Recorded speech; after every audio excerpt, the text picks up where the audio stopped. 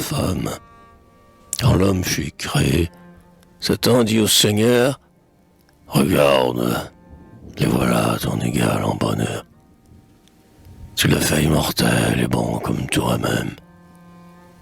Son âme est un reflet de ta grandeur suprême, et dans ses profondeurs seul un Dieu caché. Il est puissant, étant vierge de tout péché. Toi, tu règnes sur les régions incertaines, où les globes de feu gravitent par centaines. Mais lui, les mers, les bois, les monts, les animaux l'entourent, attentifs au moindre de ses mots. Il a ta majesté radieuse et profonde, et vous semblez tous deux vous partager le monde.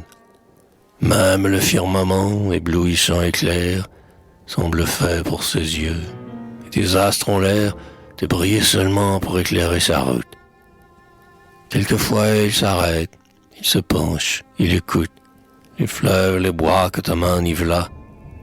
Il se dit qu'il est maître et Dieu de tout cela, et superbe il se mit en ta puissance auguste.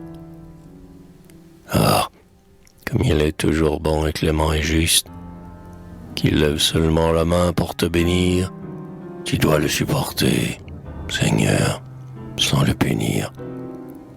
Mais, après 300 ans de gloire sans conteste, si, levant son regard vers le gouffre céleste, il te peut contempler sans crainte et sans effroi, qui donc l'empêchera de monter jusqu'à toi?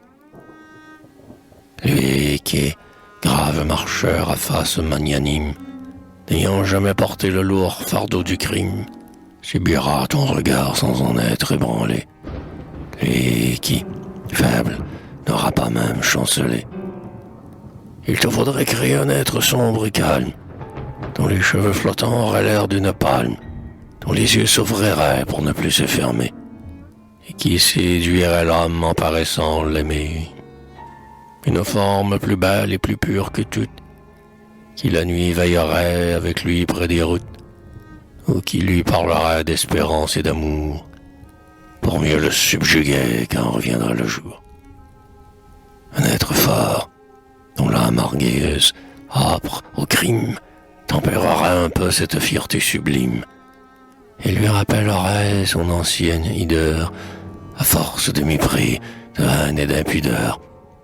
Mais où trouveras-tu, Seigneur, cet être infâme? Dieu réfléchit un peu, puis il créa la femme.